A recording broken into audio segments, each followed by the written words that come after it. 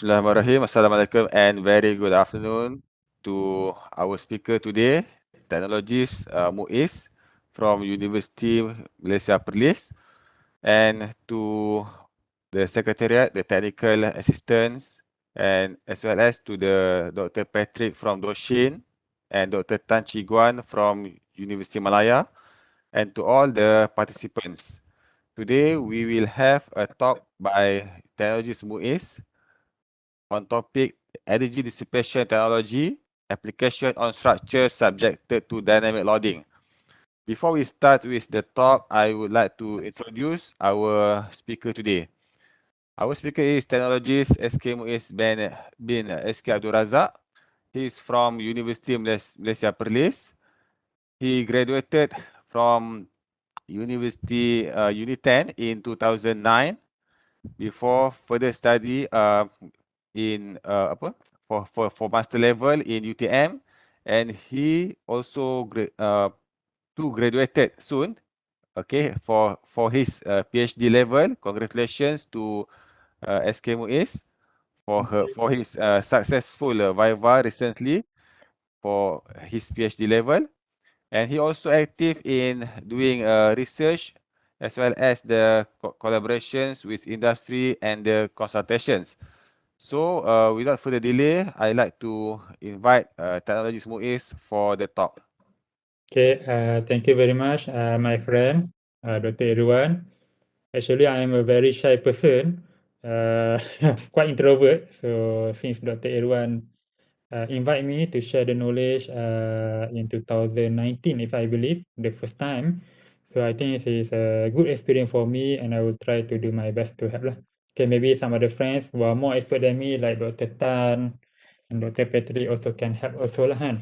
Okay, and also Dr. Shina, who unfortunately have some other business to attend to today. So these are my friends who helped me a lot lah during my time. Okay, for today, I will cover the topic on energy dissipation technology. Okay, for this topic, I will not go too detailed because most of our participants here today, I believe, are from the degree undergraduate. Okay, apart from some from the postgraduate. So the purpose is that we want to give some exposure on how we can apply the energy dissipation in the construction industry. Okay, especially we can apply on the structures which are subjected to dynamic loading. Okay. So just briefly to introduce a bit about me. Thank you for introduction by Dr. Ir-Wan. I have the opportunity to do degree in Uni10, and then just a brief stint with Azmalim Associate to develop the Amanjaya Township in Sungai Tani, Kedah, before I have the opportunity to pursue my master lah. And I specialize in the civil structure field. And just recently, I'm very fortunate to have passed my Viva in PhD Civil Engineering and currently doing some correction lah. So I hope all of you pray that everything goes well lah. Okay. For this talk today, okay, I will cover a bit on why we need to use the energy dissipation system, especially for structures, for building. And I will relate a bit about the Newton's third law, the difference between the static and dynamic load. And then we will go into to see how does the building behave under lateral excitation. Lateral ni dia horizontal lah, okay? Meaning the load that exerted on our building in the horizontal direction, okay? Such as wind and also earthquake. In addition to that, we also see into the period and frequency relationship, and then mass stiffness factor, resonance, and also energy dissipation technology, in which we also look a bit into the damping rate lah. Okay, because the damping, mass, and stiffness are the most important parameters or key to the energy dissipation system. Okay, before we go further, I would like to share with you a video on why we actually need the energy dissipation technology. Okay, this is what happened inside a building subjected to the Tohoku earthquake in March 2011. Okay, just we can just experience it for ourselves, although visually. Okay.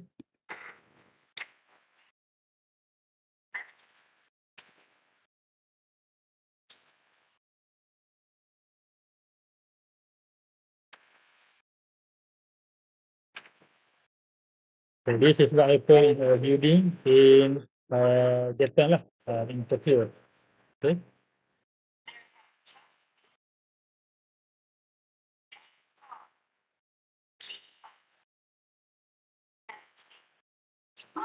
Okay, if you notice here, we can see despite the urgency of the situation, uh, since the Japanese are used to this kind of earthquake, just this one is slightly bigger at 8.9 to 9.0 scale.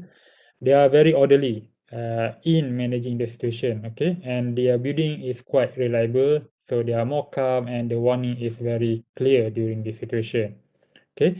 If this happen in Malaysia, because most of our structures are not designed for earthquake, so the sway and the vibration induced on our building might be much more critical, and then we will be more panicked because we don't have enough preparation as well. So that's why we looking forward, okay, we have to start to plan our building, especially in the critical area, wherever that need the energy dissipation technology, maybe we have to start consider, okay. Then this one is the second video, also from the same earthquake in Japan. But this one we look into outside of the building. Okay, just now the situation inside the building. This one we look when the earthquake happened, what happened to the building. Okay, so let's see a bit.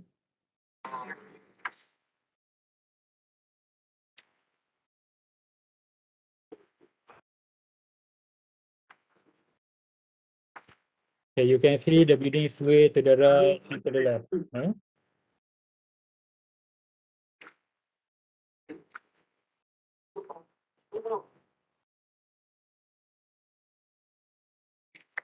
Okay, and this building is very big and it is quite heavy, but still under such a massive earthquake, it still has significant excitation. Okay, actually.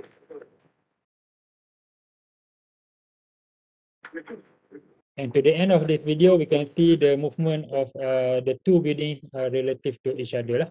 Okay.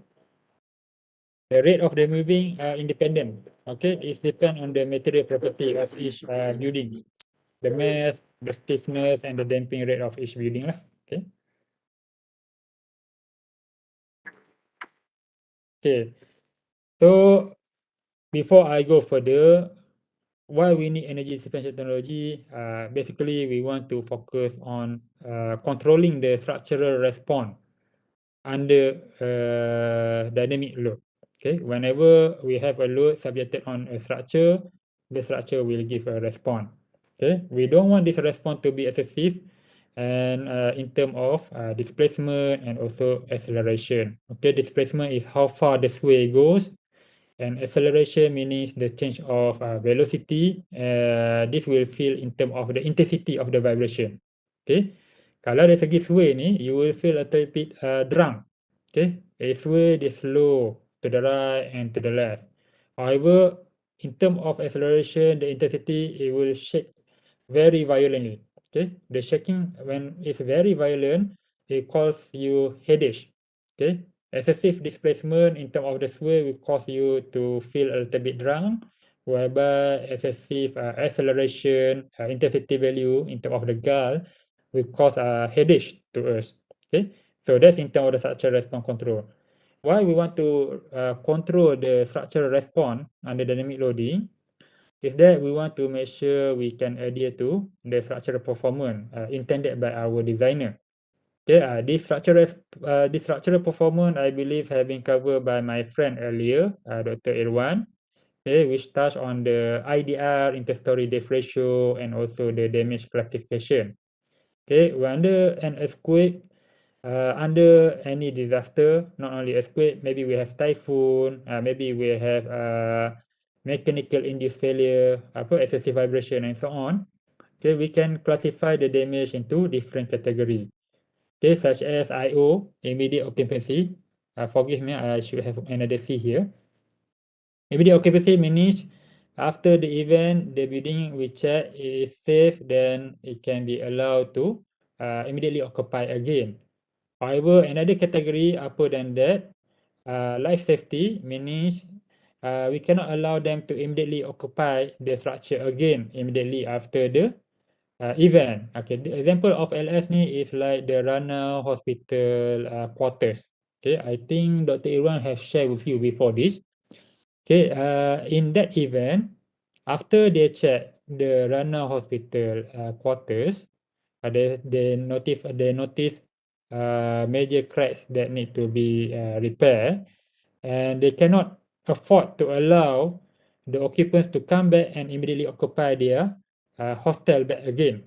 So what we do is that what they do, they ask them to evacuate their house lah, their quarters. Okay, and then after further inspection and to diagnose what kind of repair to do, and after the repair has been completed, I don't remember which year, 2018 or 2019, then only they can allow the occupants to come back and stay in their building. However, one step further, if the damage is too extensive, okay, meaning your structural response is too excessive, causing a very major damage, then the repair might not be feasible. Okay, even if you want to repair, the cost of repair is much more expensive than constructing a new building, then you have to write off your building, meaning we have to prevent the risk of collapse. So that's why it's named as collapse prevention, and that is the CP category, which is the highest category. Okay. And of course, with the energy dissipation technology, apart from adhering to the structural performance by reducing the response control, we want to minimize the risk of damage to our structure. Okay, the more displacement, the higher the intensity of acceleration, the vibration, that can actually induce a crack or failure to start in our structure. So this dissipation technology, they will dissipate the energy accordingly to minimize the direct impact of the load towards our structural element. Okay, by reducing this risk, we can reduce the damage due to excessive sway and also intense acceleration and vibration.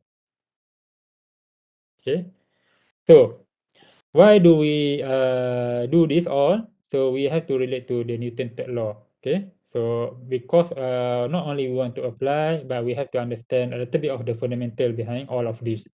Okay, okay. According to Newton third law, if the Newton first law relate to the gravity, okay, he sit under the tree and then an apple fall onto his head, then he discover the rule of gravity, which is under the Newton first law. However, in the Newton third law, he discovered that when he applied a force on something, okay, that something will create an equal and opposite force. Okay, and that's why if you sum up these two, you will get a total sum of zero. Okay, that is known as equivalent. Okay, so the equivalent in the world is actually contributed by the equal value of the applied force and also the reaction force. Okay, we can see here. Okay, when we push the wall, this is just an illustration. I made it to simplify our understanding. Okay, when we push the wall, okay, the green arrow here, okay, this one is you. Okay, maybe you are in the home or at the hostel now. Okay, you try to push the wall. Okay, if the wall is fixed, the wall will not collapse, but the wall will push back to you with the same amount of force, but in the opposite direction. That the same thing with building. Okay, whenever the building is subjected to lateral wind force, lateral earthquake, and also other kind of dynamic forces, and also whatever force, that wall or that structure will give reaction of response with the same amount of force, but in the opposite direction. Okay, to cancel each other and to remain in equilibrium. Okay. And then in our topic, we mentioned about structural energy dissipation system for structural response control against dynamic load. So there is a difference between dynamic load and static load. Okay, static load that you have studied for reinforced concrete design, steel design, also timber design so far before this normally involve the static load. Okay, meaning the load that does not change with time. The GK, the QK, okay, that apply on your structures. Okay, today, let's say the value, okay, if it's 1 kilonewton in the first minute, and then after 2 minutes, it's still 1 kilonewton. Okay, that's when the load does not change, it is known as the static load. And then we also have dynamic load. The only difference between dynamic load with static load is that the value of the load change with time. Okay, for example, the earthquake, that's why we see the reading of the time history data from sensor. Okay, it actually change with time. Okay, the force, the energy released by the earthquake and caught by this sensor actually change with time. Okay, and this induce the earthquake ground motion, which will attack our building at the base of our structure. And also the wind, if the wind is strong enough, okay, then your wind can be considered as dynamic loading. Okay, normally this strong wind is in country which have typhoon like Taipei, Manila, and some part of Vietnam. They normally have this kind of dynamic load. However, in Malaysia, we are a bit more lucky. We don't have that excessive typhoon force, but mostly in quasi-static region, meaning we can change it into an equivalent force. Okay, and also dynamic load. Sometimes, let's say we have vibration induced by MRT machineries, so that can also induce the dynamic load on our structure. Okay, normally this one is infrastructure which relate with heavy machineries such as MRT, factories, and also port facilities. Okay, and also bridges. Okay, that's about it. Then we will see about the behavior of the building itself. Okay, we will see the difference between the behavior of the building when subjected to the wind and also when subjected to the earthquake. So now let's see what actually happened when a building subjected to lateral excitation due to earthquake. Okay, for those of you, okay, who have been living in high rise or who have the opportunity to visit the high rise, you will notice the wind force at the higher floor is quite stronger compared to the lower floor. Okay, in the wind load, the wind directly attack the upper part of the building. It does not attack the base of the building, and this wind force will translate into the wind force pressure towards the high-rise building. So for those of you who are involved with the high-rise buildings or high-rise design, so you need to be careful with the wind pressure distribution. If you can somehow minimize the wind pressure distribution across the surface of your building, then the resulting load on our structures will be much more less. And when the resultant load on the building is less, then you can reduce the size of the structural element and also the required reinforcement. Okay, so when the wind subjected to our building, our wind, you can see the building will sway, okay, to the right and to the left, and this sway can be recorded, okay, to see how many cycles that I will cover later on. On the other hand, when we have a earthquake, okay, contrary to the wind force, okay, the wind force attack the upper part of the building. Okay, the earthquake, in the earthquake, what happens is that the energy released by the earthquake will move the ground, causing the motion of the ground, known as the ground motion. And because this is due to the earthquake, it's known as the earthquake ground motion.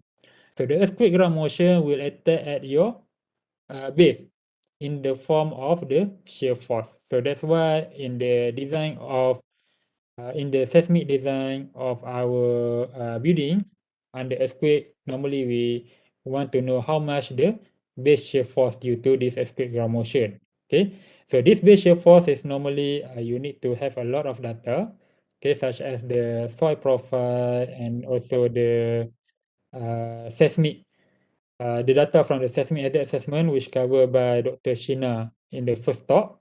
Okay, So different region has different PGA, peak ground acceleration, and those values are actually used for you to generate the equivalent base shear force subjected to our building at the base.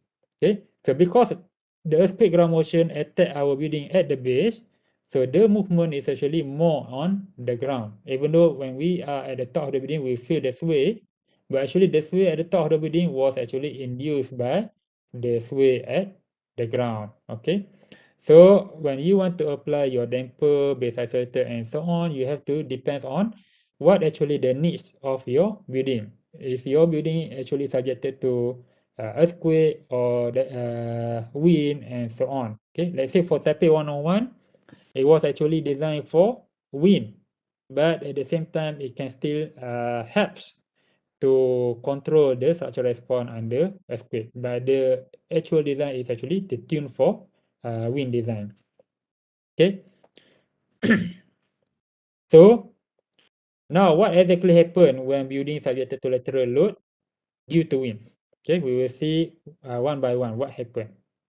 Okay, at time 0 second, okay, at time 0 second, we can see the wind. Okay, the building is still at the original center lines, meaning the displacement is actually 0. Okay, regardless lah the unit, millimeter, meter, and whatsoever, that one is just the unit. Okay, and then the first mode, in the first mode, the building will sway either to the right or to the left. But in this diagram, okay, for those who are already expert, please bear with me. Okay, this one is just to help our juniors to understand more easily.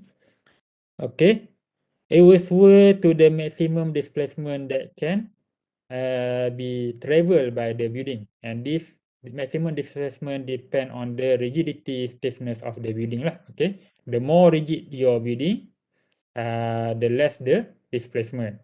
However, in dynamic load, we don't want our building to be rigid, because when your building is too rigid, it will be like KitKat.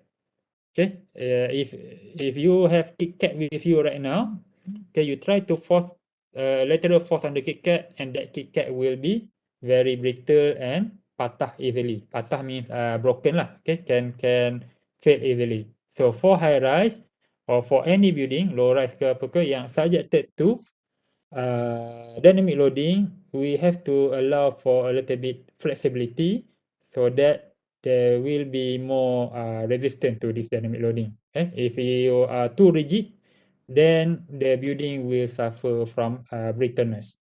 Okay, so this will be the first cycle of movement. Okay, at the T1, maybe at a certain second, it will take the first mode to the right.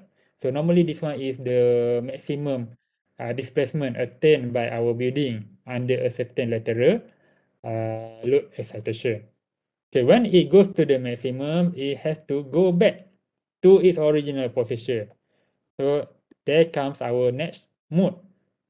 Okay, so this is not a complete cycle yet. This is only half of the cycle of the structural response. So it will go back to the original center line. Okay, in the UMass, you have the new center line, which is a little bit farther from the center line. And because of the energy caused by the wind to sway to the right and then back to the original position, it still have the moment of inertia. Okay, it still have the momentum, and it will go to the left. Okay, it will go to the left. Okay, kalau dia start dengan left, dia akan go to tengah and then go to the right. Okay, so it just vice versa lah. In this case, because it go to the right first, it will go back to the middle, and due to the moment of inertia, okay, caused by our load, it will go back to the maximum negative displacement to the left. Okay, and then finally it will come back to a full cycle to the original center line. Okay, in the building subjected by the wind exerted the force directly on the upper surface of the building. So this is how the reaction of the building due to our wind force looks like. Okay, and then we also have the earthquake. It's almost similar, but in the earthquake, the ground actually caused the movement. So it does not look different too much, but just slightly different, the concept is still similar. So the earthquake ground motion attack the building at the base of your building. Okay. As long as your building is on earth, your building cannot escape the force of the earthquake ground motion.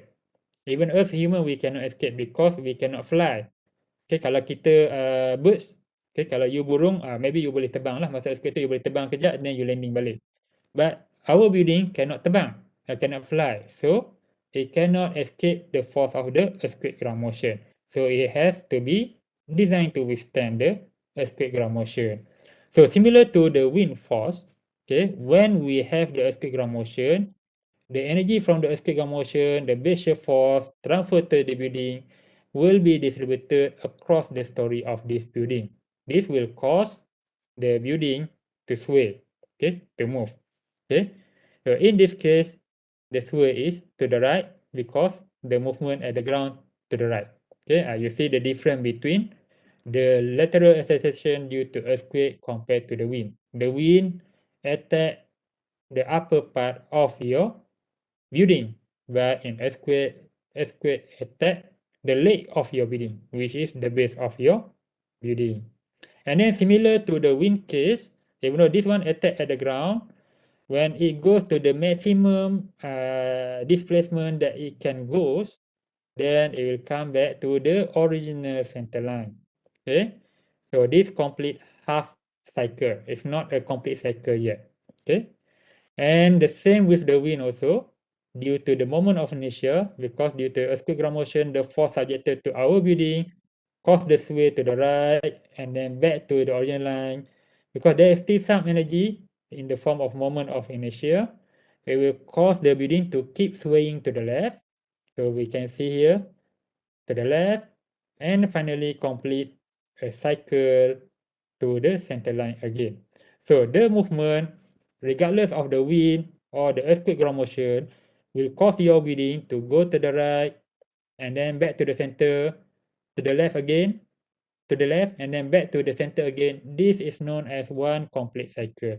So in the form of the graph, okay, for the purpose of making all of you easier to understand, so I purposely put the graph here below the diagram of the building here.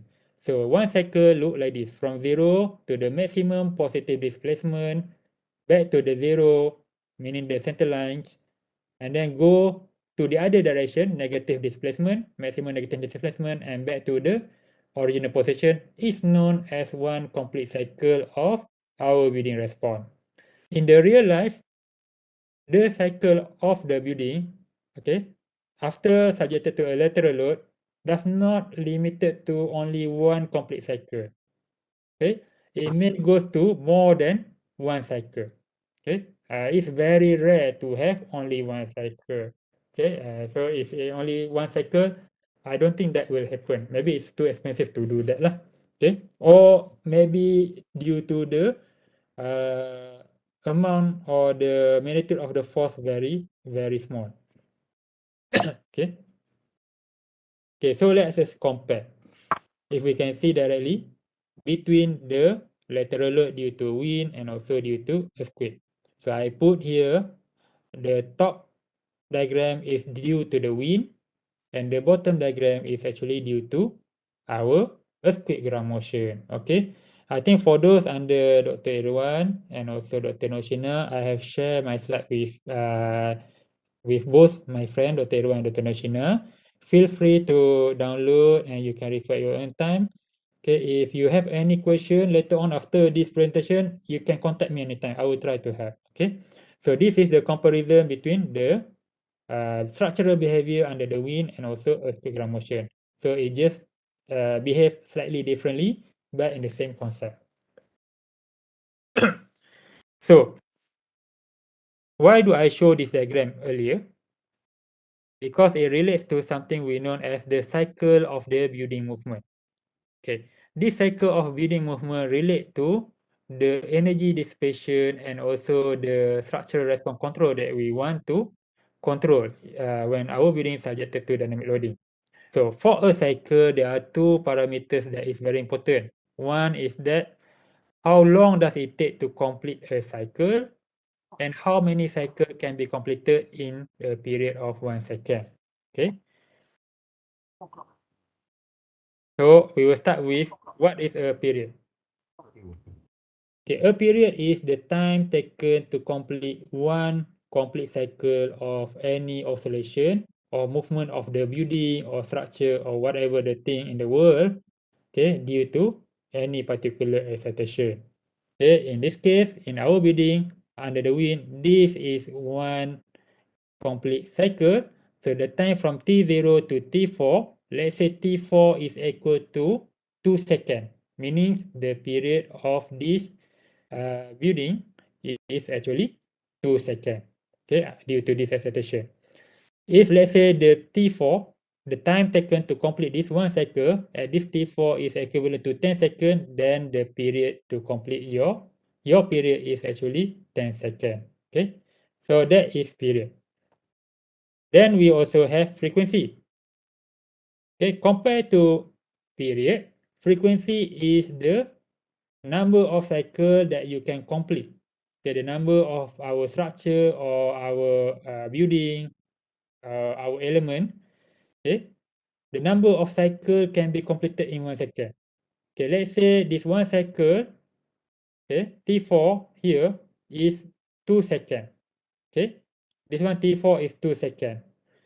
So frequency is the number of complete cycle that can be completed in 1 second. So you have to calculate that one. Okay. Okay. Let's say if T4 is 1 second, meaning one complete cycle. If let's say the time, let's say this T4 is 0.5 second.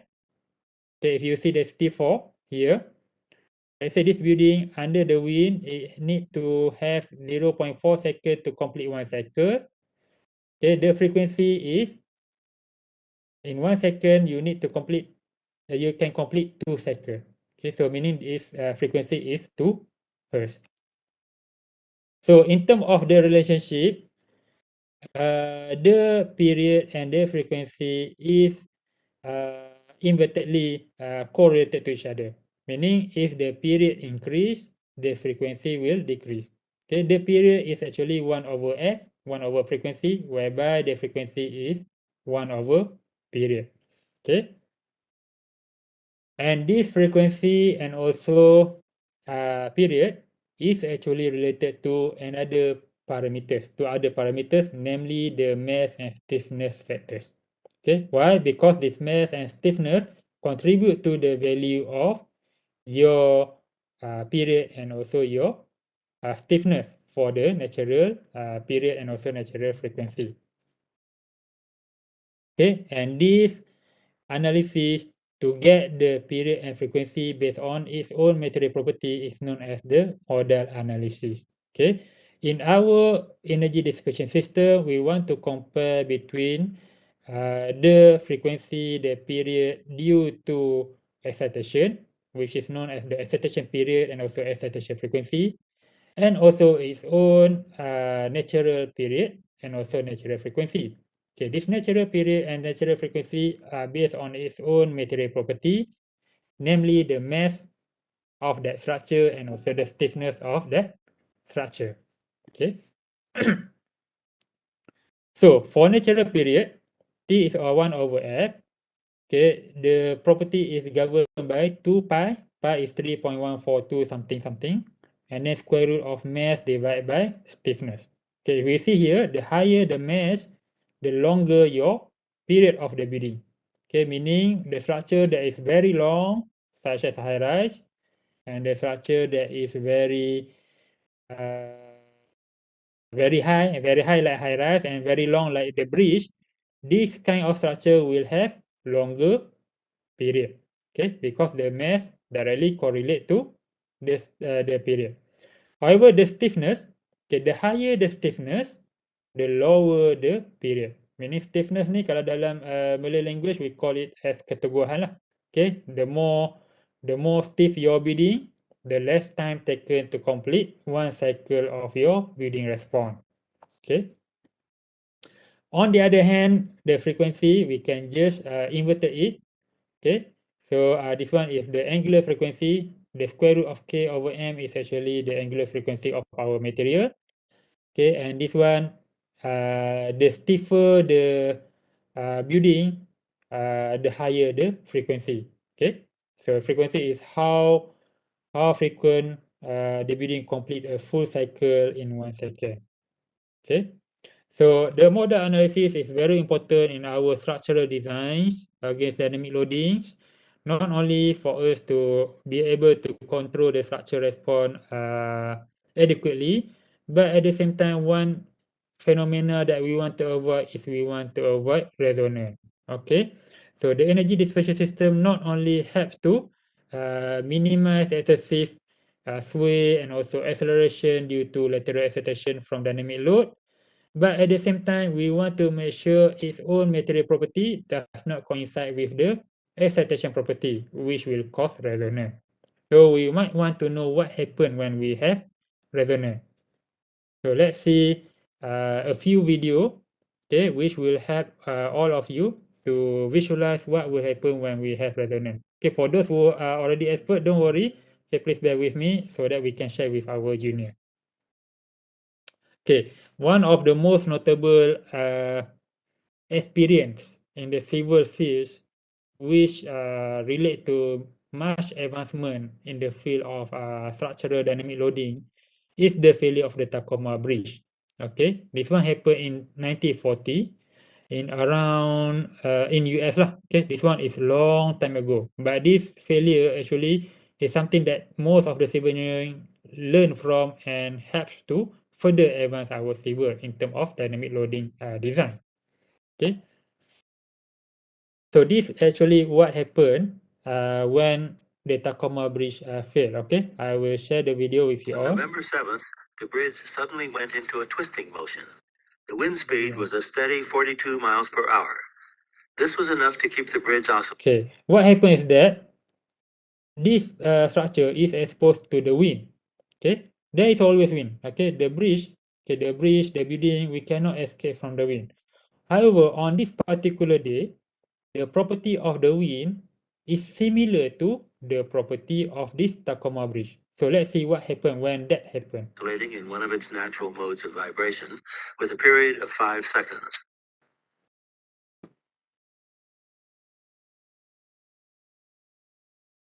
So you can see the building sway excessively. Okay. A professor of engineering went out to see what had happened. He's coming back, walking with some difficulty along the nodal line, which is the center stripe of the roadway. You can see how extreme the sway were causing difficulty to even walk on that one. Okay, this tree structure is actually very it's quite rigid, but in normal modes lah kan. But when this resonance happen, it can easily cause this kind of behavior on our structure. It's remarkable that the girders were this flexible. This is photographed at normal speed.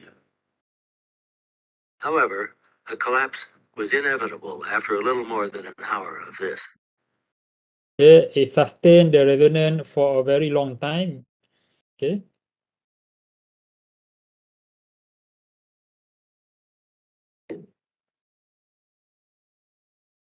Luckily, nobody dies except for a dog in the car there. Okay.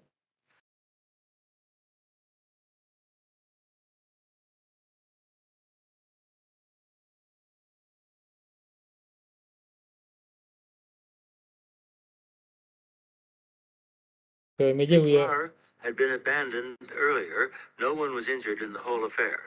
However, a small dog in the car was frightened and was afraid to come out, and he perished along with the bridge. Yeah, the dog, they panic. Okay.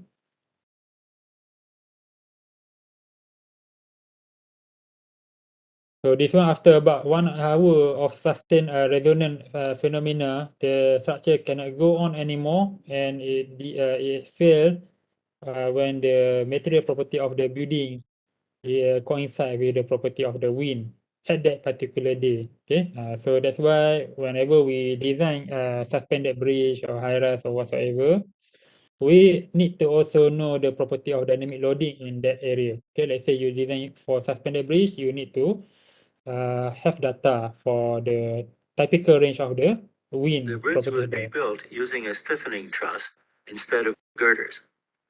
The new bridge is completely stable. Okay, so that's one of the old On time. November 7th, the bridge And then we also have near to modern time. If those of you who have the opportunity to go to London, yeah, I myself had the opportunity during my research work due to my own supervisor giving me opportunity to exhibition there. This Millennium Bridge in 2000, okay, it was a suspended bridge, okay, but the suspension was not that vertical, okay, they're a little bit different to the typical suspended bridge, okay, and it also suffer from the resonance. So I will show you a bit here. Millennium Bridge opened to the public on June 10th. You can see the sway. But things didn't go as planned, as it started to sway dramatically. It was around about 50 to 60 millimeters movement in each direction. So a total of about 100 to 120 millimeters.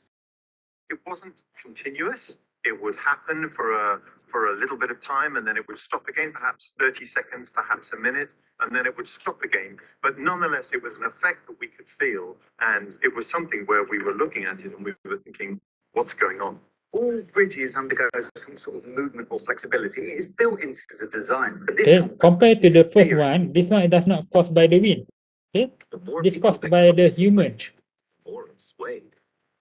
When the bridge opened, it became very, very crowded. In fact, we calculated afterwards that around 100,000 people crossed the bridge on that first December. Just 2 days after opening, amid fears of injury, they were forced to close the bridge. Spotting the failure so soon after it opened. Millennium Bridge opened to the public Okay, on June. so that's about the Millennium Bridge, and they diagnosed that the problem is caused by the people walking on the bridge itself. Line like on the catwalk, models like that. We tend to walk like so. So there's going to be a certain angle to the force exerted on the deck. So there's going to be a predominant vertical force and very tiny lateral force. When you've got thousands of people on the bridge, each exerting this small lateral force, that was enough to put the bridge into lateral sway. That tiny lateral force isn't a conscious choice, but how we've evolved to stay upright, as civil engineer John McDonald demonstrates. So what we have here is a very simple representation of the human body. We've got the center of mass or center of gravity, which is roughly sort of tummy height, and then we're standing on our feet down at the ground, which is below that. So we're essentially unstable because we've got the mass up here, but the support down here. And so if we don't do anything, then we'll fall over. But what happens is, rather than falling over, we adjust the position of our center of pressure under our feet. So rather than falling over, we move around in the same way as we move the center of pressure under our feet to keep balance. Yeah, this one they describe our The crowd nature of walking in walking. time, side to side, caused the initial sway, but this in turn triggered another issue, a result of the bridge's radical design. With cables running alongside the bridge instead of suspended from above, they had to be extremely tight, and as the bridge swayed, they vibrated. There was a sufficient number of people to excite these cables, which are basically like guitar strings being plugged. If you pluck a guitar string, it vibrates at a certain note. All structures are the same. If they are hit with a force, they vibrate at a certain frequency.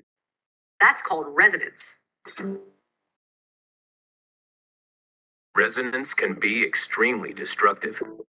Although there was no structural risk to the Millennium Bridge, this same force was at the heart of the swaying. The vibration caused by the crowds of marching people settled into a rhythm. By pure coincidence, its resonance closely matched that of the bridge's structure. The two forces working together exaggerated the movement. When masses of people walked down that bridge, they created a natural frequency, and that frequency matched the natural resonant frequency of the bridge itself. And those combined frequencies created a sway that was out of control. Resonance has been a factor in bridge design for more than a century. Long ago, Army engineers realized that troops marching in step would shake bridges. But this lateral design had unforeseen consequences. Having identified the problem, the team was desperate to save its reputation and went to work on a fix. What we did was, through that summer, we carried out a walking test where we walked employees from the companies involved in the design over the bridge, and we measured the effect of the pedestrians as they walked over the bridge, what it did to the bridge. Guided by the tests, the team devised an ingenious and crucially almost invisible remedy: shock absorbers, also known as dampers. We came up with a solution having carried out those tests, and that was to install dampers across the whole length of the bridge. And those dampers are like the shock absorbers on your car. They're a compressed cylinder of fluid, and a piston strokes through that fluid, and as it does so, energy is dissipated. And you can see some of them here, just beside the arm, beside the transverse arm, is one of the dampers. And these dampers just move very, very slightly to the very slight movements of the bridge that occur now. And as they move, they absorb the energy from the walkers, and that dissipates the energy and stops the movement from developing and becoming larger.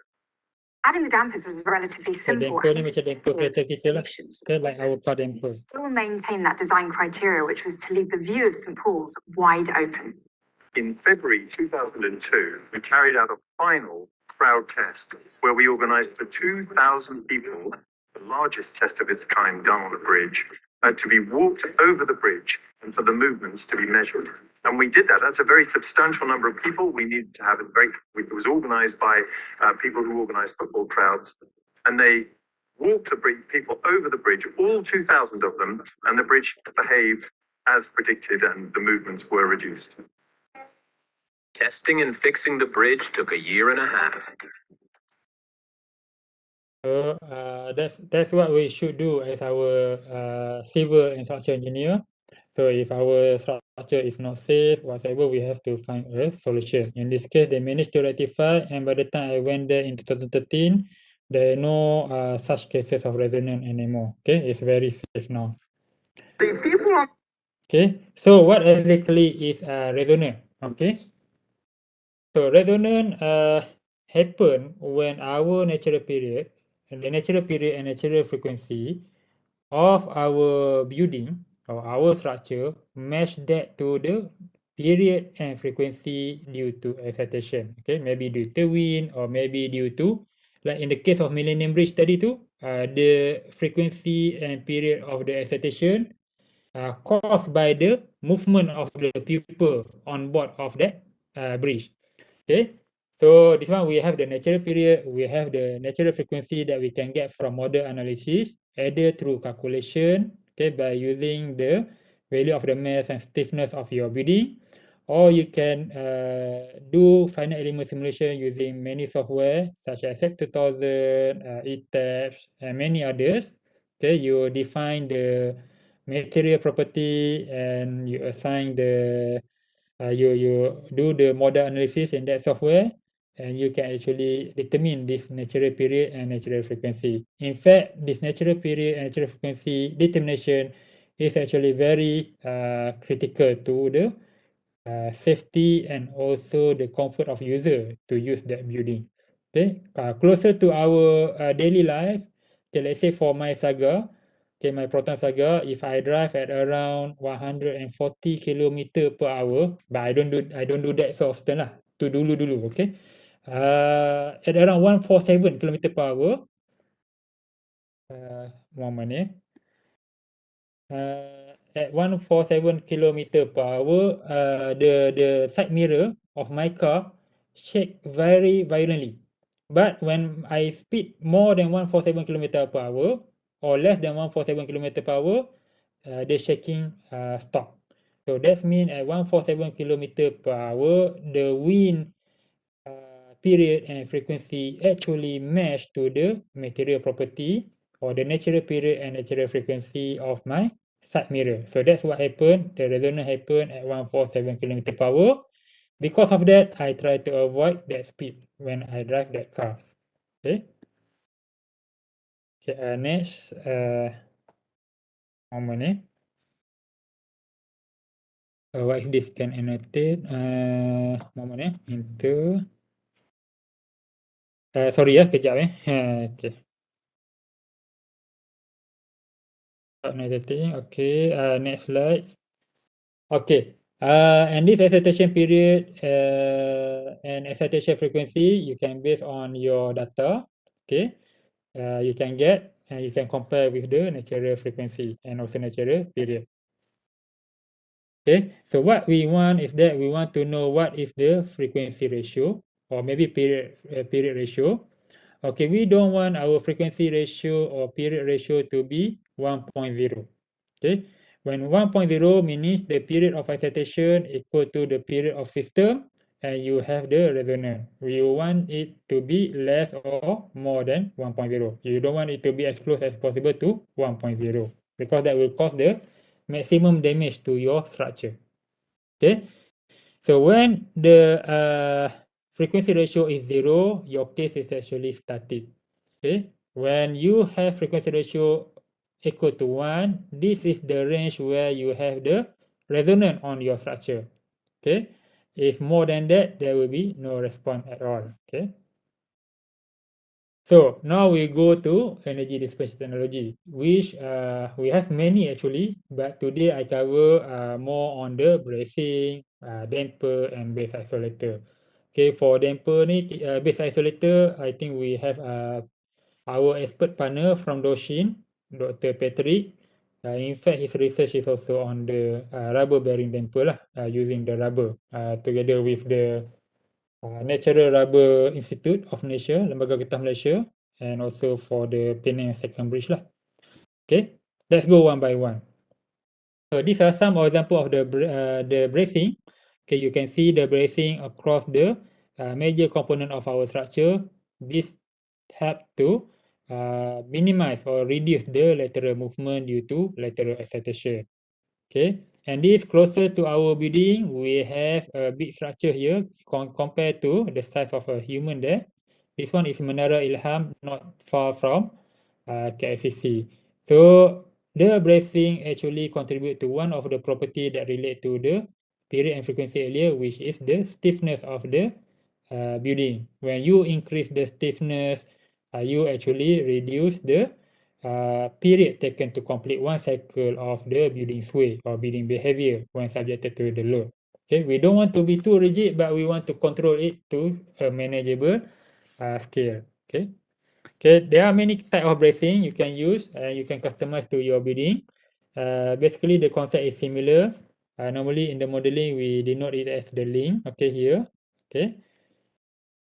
And also we have a few types such as CBF, BRBF, and also eccentrically braced frame lah. Okay, this one you can use any type. Okay, different type have different advantage. Okay, so this one is up to you. You can use any type of this. The main purpose is similar if you want to control the structural response of the building. And then apart from the typical bracing, we also have outriggers. Okay, outriggers, for example, if you go to Dubai, you have the not Burj Khalifa, but Burj Al Arab. Okay, the hotel, which is on the man-made island.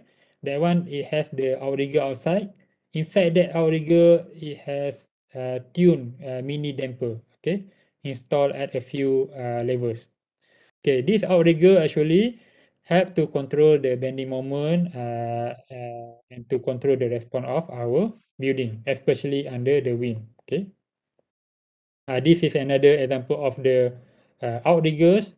Okay, normally we have outriggers at a few critical point of our structures, and where we get this outrigger, we can actually minimize the total moment in our building. So you can see if this one is without bracing, And with outrigger bracing, we can actually reduce the moment and the resulting behavior due to the moment on the building.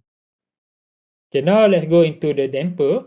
We have a few of damper, such as tune liquid damper, TLD, tune mass damper, TMD, and also tune rocker damper. However, I didn't cover tune rocker damper here. Okay, we will go through tune liquid damper and also tune mass damper. Okay, in the tune mass damper, it use the concept of sloshing. Okay, sloshing effect. Meaning, let's say we have a pool or concrete tank. Okay, in the tune liquid damper, normally we have a liquid. Maybe you can use water, or maybe they have a specialized liquid there, but most of the time we just use water. Okay, when the building under the earthquake or under the wind move to the left, okay, due to this building motion, the water will be forced to the right. Okay, this effect is known as the sloshing effect. However, this sloshing effect provide an advantage to this building. Okay, without the TLD, the building motion will sway to the maximum displacement to the right. Okay, however, with the sloshing effect from this liquid, okay, because you have the building motion to the left, and then due to the sloshing effect, the liquid moves to the right. Actually, the total displacement to the left is cut off by this liquid force, meaning the sloshing effect in the tune liquid damper will actually reduce the maximum displacement compared to the structure without the TLD. So this is the mechanism of TLD. Okay, this is an example of the TLD being used. If I'm not mistaken, this one in Australia, Comcast Center. They install a big TLCD, tune liquid column damper, at the top of the structure. Sometimes our swimming pool pun can also function like a TLD lah. Okay, so that's why if you have a swimming pool or you have a tank on the top of our structure, it's actually help due to the property of this sloshing effect. Okay, a moment, yeah. Okay, and then we have the tune mass damper. Okay, compared to the tune liquid damper, which use the sloshing effect, the tune mass damper use the pendulum concept. Meaning when the frame of the building, okay, this one at a stationary without any force, when subjected to a force to the right, okay, the building frame will move to the right. However, this pendulum, due to its own weight, okay, it's very heavy, it cannot move to the right as easily. So when the frame moves to the right, the pendulum effect will cause this mass to move to the opposite direction. Okay. And likewise, when the building moment of inertia, the frame come back to the left, this pendulum will move to the other direction. Okay, this effect of the pendulum movement of the mass is known as the correction movement. Okay, it will correct the it will reduce the movement of the center line of the building. Okay, kalau without this pendulum, the building will sway, will move much farther lah compared to with the pendulum. Okay, this TMD, we can see one of the most famous example in Taipei 101 Tower. Okay, before we go to that, whenever we involve with damping, there are three things that we need to know, meaning the rate of damping. Okay, the blue line here, it shows the undamped condition. What does it mean by undamped? Meaning it will not stop moving. Okay, if your building does not have any sort of damping, regardless due to its own stiffness property and so on, the building will keep swaying. It will not stop swaying. Okay, that's what is mean by undamped. If a pendulum does not have any damping, then the pendulum will keep swaying forever. Okay, so for building, we don't want our building to sway forever. Okay, so we want the swaying to be stopped. But how fast to be stopped? Okay, when you have the critically damped, it control in such a situation that it does not oversway. Okay, if you have overdamped, okay, the damping will stop the sway very fast. Okay, it will be more stiff. Okay, for example, like a car, like my car Saga is under dam. Okay, under dam ni meaning kalau you punya damper kereta, okay, your car damper, what will happen is that your car when you hit the bumper and you will sway. You sway up and down to there a few cycles before it come to a stop. So that's why you can see here it sway up and down before it actually come to a stop. Okay, actually the good damper we don't want it to sway up and down. Okay, let's say you drive a good car like apa, maybe Bentley ke Muiz ke apa, actually they go for critically damp. Okay, meaning after the car hit the bumper, it don't want to oversway, but it want to reduce the sway to its original position. However, there is another case when the damping setting was setting too high, meaning you overdamp. Okay, overdamp means when you hit the bumper, okay, your car will bump a bit, okay, before and stop faster. The sway will stop faster, but it will feel a little bit more rigid compared to the critically damped. So the best damping is the critically damped, which you have to have the damping ratio of 1.0. If your damping ratio is more than 1.0, what will happen to your building is that your building will have over damping. On the other hand, if you are under damped, the damping ratio is less than 1.0, your building will keep swaying to the left and to the right before it eventually come to a stop, which will cause major discomfort to the occupant of our building. Okay. Okay, so come back to the damper. This is one of our most famous lah. For those yang pernah pergi ke Taipei punya competition, for those who have the experience to go to the Taipei competition, you might have visited this steel mesh damper located at the 87 and 88 floor, which weighed about 800 ton. Okay, more heavier than a plane, a jumbo jet plane. Why is very heavy? Because it has to be designed proportionate to the building that it want to be damped against. So normally it's around 10% lah of the total weight of the building. Okay, so that's why this damper is very heavy. Okay. So this one, if you can see the close up, and this one is the setting up. Okay, it has the damper. However, unlike the simple pendulum, you cannot just allow it without any additional control. That is why we have additional damper below, okay, to control the vertical movement, the diagonal movement, and also the bottom lateral damper to control the lateral effect of this pendulum movement of the mesh damper. Because this mesh damper is uh, very big and very heavy. If you uncontrol the movement of this damper, instead of controlling the response of the building, it will cause additional damage to our building. So that's why they have to design carefully with this additional device. Okay. So I'm fortunate enough to bring my team of students in 2017, but just abaikan, ignore my appearance at this time because I just recovered from operation at that time. So I was too thin lah at that time. Okay. But I was lucky to have the opportunity to bring my student here. But I was a little bit afraid at that time when some of my students asked me why there is no earthquake at the time. They want the earthquake to happen because they learned this subject with me. So they want to see firsthand this thing moving. So I said to them, you should be grateful that we don't have earthquake at that particular time. Okay. So let's earthquake happen when we are not there. Okay. But actually, this building has already been tested against wind and also against also earthquake. Okay, this damper was designed for wind. It was tuned to the wind typhoon that always attack the Taipei area. But at the same time, due to one earthquake in nearby China area, it has managed to do proper such a response control due to the far field earthquake effect. So let's see the video a bit. So the first video is due to the wind lah. Okay, this one it should be A ni, big damper ball. Okay, in 2008. This one due to the wind.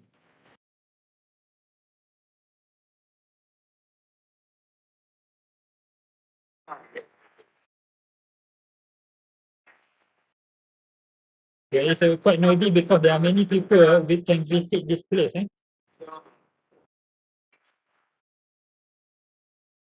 So it's way to due to the movement to control, to correct the position of the building.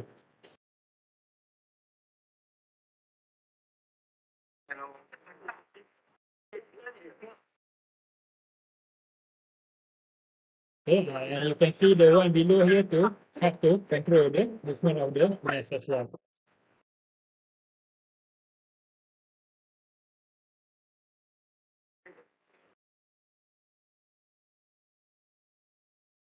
Okay, for some of you will ask why it consists of multiple layer. Okay, kalau dekat sini, why it does not shape just like a normal spherical? Because whenever we are in the civil construction industry, we have to think about the ease of construction. So because this thing, each layer is very heavy, so rather than taking this all mass in one piece, they divide it into few smaller pieces and they reconstruct at the top during the construction stage. Okay, no crane can uh, take this heavy mass all the way up to the position there. So it has to be reconstructed at the top. Okay, and then another video, this one, this time due to the earthquake, if I'm not mistaken. Okay, the wind and also the earthquake, if I'm not mistaken. This one, this time around, the sway is much more significantly larger compared to the earlier one. Okay, the 2008 does not sway that much compared to this one. Meaning this one cause much larger displacement compared to the earlier one. Okay.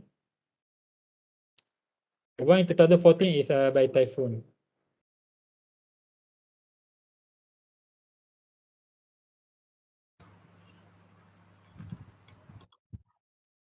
Okay. So that's about tune mass damper, and also we also have tune mass damper that can work with bearing. Okay, this one is closer to our country. For those of you near in KL, maybe you can visit this KLCC tower, Petronas Tower. Okay, because we are involved in structure, I think it's a good experience for us to visit the Petronas Tower. You can see a lot of structural elements and also the technologies there. Okay, so normally it's 26 ringgit lah per visit. So we have the tube mass damper installed at each leg, in the middle of each leg of our twin deck sky bridge. Okay, the purpose of the sky bridge not only to control the structural response, but because of the Bernoulli effect of this twin tower. Okay, the Bernoulli effect dictates that whenever we have two close elements and then we have the wind, okay, the pressure flowing through this between these two elements will attract these two buildings towards each other. Okay. Ataupun kalau you naik boat, if you ride on a boat, if the boat is very close to each other, your boat will collide to each other because the Bernoulli effect will attract your boat towards each other if you are close. So that's why for a boat, any moving things, if for high rise, if very near, it's not suggested to be very near because due to this fluid event known as the Bernoulli effects. Okay, so that's why this sky bridge not only help that and also help against the lateral load lah. Okay. So this is some of the detail. The tube mass damper is inside this leg lah. Okay, for the outrigger in Bush Al Arab. Okay, for those who doesn't know Bush Al Arab, you can search online, Google image Bush Al Arab. You will see the outrigger, and that outrigger actually have the tube mass damper inside that outrigger. The same concept with here. Okay, because in Kuala Lumpur, it was actually enclosed by hill. That valley is enclosed by the hill and the wind can come from any side. Okay. And then finally we come to the specialty of our dear friend Dr. Patrick here, which is the base isolator. Okay. If we don't for earthquake ground motion, as I mentioned earlier, the earthquake ground motion attack the base of our structure. Why? Because the earthquake ground motion transfer the energy, the force from the earthquake through the ground. Okay. So it will attack the building at the base of our structure, causing severe shaking to our building. Okay, this is conventional structure. So if you don't isolate the energy from or the load from this earthquake ground motion, the full force, the full energy of earthquake ground motion will be transferred and distributed to each story of your building, okay, causing risk of major damage to our building. So if we can isolate, then the full force, the full brunt of energy we can reduce. So that's where the seismic isolation, okay, not only isolation for seismic, sometimes you can use isolation for vibration induced area.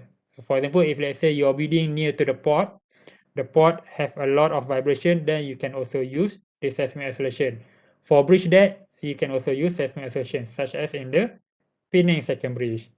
So when we have the seismic isolation structure, this energy from the earthquake ground motion will be absorbed and dissipated by the seismic isolation or the base isolator at the base of our building, and the actual force distributed to our building will be much more smaller, so causing a more slower and a more stable horizontal motion compared to the severe shaking if your building subjected to the full brunt, to the full force of the earthquake ground motion. We don't want this to happen, okay? Because we design the building not only for the structural performance, okay? We have to remember when we design the building, we want to design the building that can be used and can be used by whom? Can be used by the human, okay, by us, okay. So if the building is very strong, even under heavy shaking, but it's not suitable for us to use, then your building is useless, okay. So we want to have a functional building under whatever kind of load that may affect our building. Okay, the same thing here. This one is some of the example that shows building without seismic isolator and building with seismic isolator. You can see the reading with the MRB, the difference in terms of the acceleration is much more slower. Okay. Okay, close to our home. This one close to our friends here, Dr. Patrick. He contribute a lot together with researcher from I think Lembaga Getah. Okay, to develop the base isolator used in Penang second bridge. Okay, the Penang first bridge, I'm not sure whether they have it or not. Okay, but for the new Penang bridge, since we know before the construction of Penang bridge, we have the effect of fault earthquake from our near neighbors in Sumatra. Okay, we have the Padang earthquake, and also we have the Sumatra Nias earthquake in 2004, which actually caused much awareness in terms of the seismic and tsunami safety. And that's why the government, they decide as a precaution, maybe for Penang second bridge, it's good for us to consider the installation of this rubber bearing based isolator for the safety of the structure. Okay, and this is the isolator that we use, developed by Ocean Rubber, where Dr. Patrick is the head of the research and development. Maybe later on, Dr. Patrick can share a bit on this during Q&A session. Okay, so this one is installed below the deck of the Penang Bridge lah. Okay, so the same things, the base isolator help increasing the seismic resistance. Okay, the seismic resistance ni dia due to the seismic design of our structure itself in terms of the ductile. And then if you have bracing, you can control the vibration, and the base isolation, you can isolate the full force of the earthquake ground motion to be transferred to our building, causing less structural response to our building. Okay. So this is example of the base isolator testing in a lab. Isolation units act like the shock absorbers on a car. When hit, they just Okay. So sorry. So this one represent the testing of the isolator. like the shock absorbers on a car. This is the earthquake ground motion, and this one is the base of our structure. Okay. With this company, who work on similar structures. So this one is just to show you. Okay. And I think that's come to a conclusion of our talk today. It's a very simple, does not go into technical detail. Maybe in technical detail we will go later on. But this one, the main purpose is to give our exposure to our juniors so that they are more interested in terms of the structural safety, structural performance. Okay, in summary, the energy dissipation technology is very important for us to enable the response control of our structure under dynamic loading. Okay, with this, we can adhere to the structural performance, and most importantly, we want to prolong the life of our building. Okay, how to prolong the life of our building? Of course, we have to minimize the risk of damage due to whatever loading, including the dynamic loading subjected to our structure. So if we can achieve this, and then this energy dissipation technology, which will really be helpful to us all. Okay, I think that's all from me, Dr. Ir-Wan. Maybe thank you. Can we? That's all from me. Thank you. Okay. Okay, thank you very much to Technologies Muiz for his very interesting and informative presentations.